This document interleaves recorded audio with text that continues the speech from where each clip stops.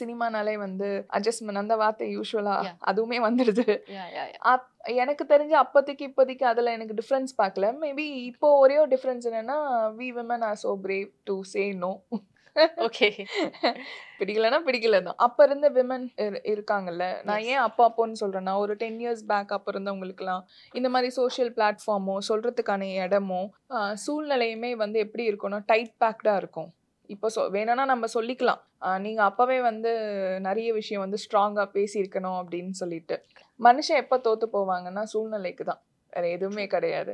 So விமனுக்கு வந்து சூழ்நிலை அப்படி இருக்குன்னா என்ன பண்ண முடியும்?